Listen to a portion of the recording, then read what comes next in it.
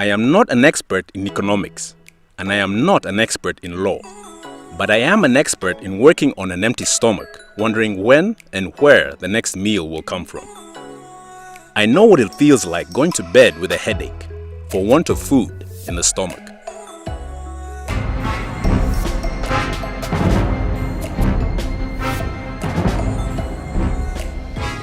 Military Council of General Fred Akufo put Flight Lieutenant Jerry John Rawlings on public trial for attempting to overthrow the government on May 15, 1979. Jerry Rawlings was born in June of 1947 to a Scottish father who had been a chemist in Accra, Ghana's capital, and an airway mother. Rawlings attended the prestigious Achimota Secondary School, leaving in 1966 to join the Air Force the following year. Following his initial cadet training, he was posted to the No. 1 Communications Squadron. At the time of the military mutiny that he led on the 15th of May 1979, he had achieved the rank of Flight Lieutenant and was attached to the No. 4 Jet Squadron in Accra. There, he had begun to identify with a group within the armed forces who considered that there was an urgent need for radical political change in Ghana. And as I already alluded to, even though the regime of General Fred Akufo and the second iteration of the SMC had promised to hold multi-party elections, public dissatisfaction had reached a point where there were demands not just for civilian government, but for the punishment of Achiempong and his colleagues for their corruption and mismanagement. This is what led Jerry Rawlings to lead a small-scale armed forces mutiny on the 15th of May 1979. However, the attempt by Rawlings failed on the same day, and he and his associates were then arrested. Subsequently, Jerry Rawlings and his men appeared before a court-martial where he explained that his intentions were not to take power in order to stay in power. But on the night of June 3, 1979, a group of junior officers, including one Major Boake Jan and enlisted personnel of the 5th Battalion and the reconnaissance regime in Camp Burma, staged a bloody coup and freed Jerry Rawlings. Jerry Rawlings did not know of the plan ahead of time.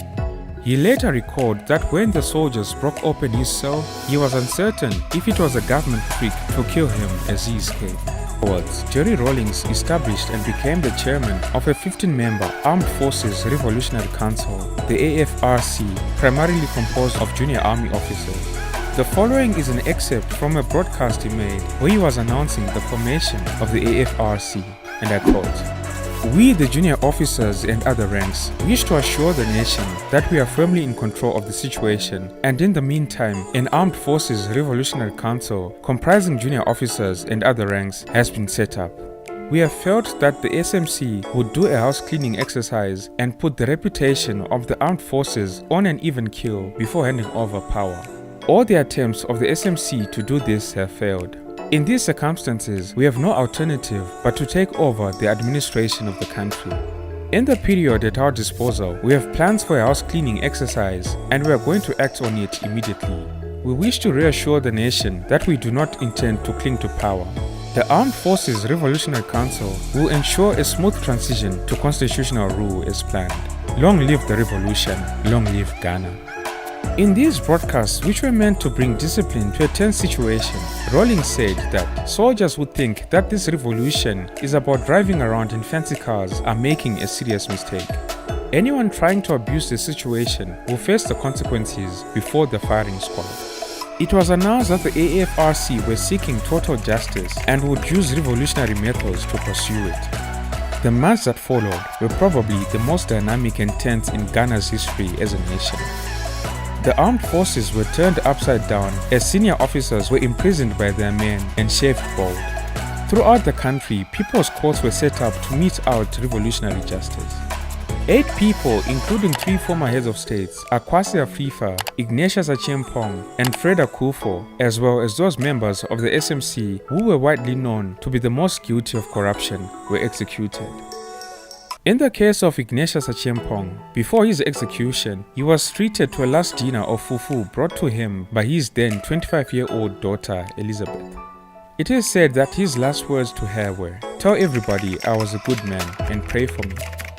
The very next morning, Ignatius Achiempong and Edward Utuka, the Major General who had served as the commander of the border guards, were driven to an Anglican church situated in Camp Burma, the seat of power for successive Ghanaian military governments.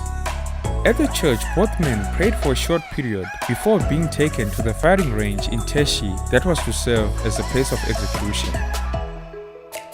This act sent a shockwave throughout the nation of Ghana.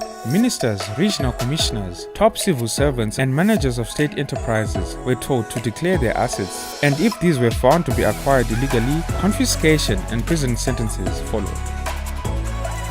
The soldiers went into the streets and the markets to see to it that goods were being sold for controlled prices that had been gazetted by the government. During this whole time, Ghana was officially under a regime of prices fixed and controlled by the government.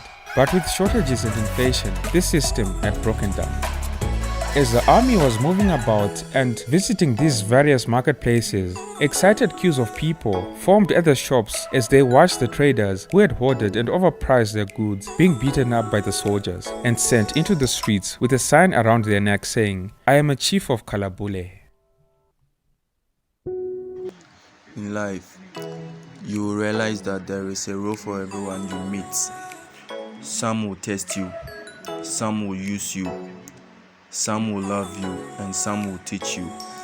But the ones who are truly important are the ones who brings the best out of you. Our president, Jerry John Rawlings, has a heart of compensation for all of us. On that note, he took it upon himself to sacrifice for the country. Love for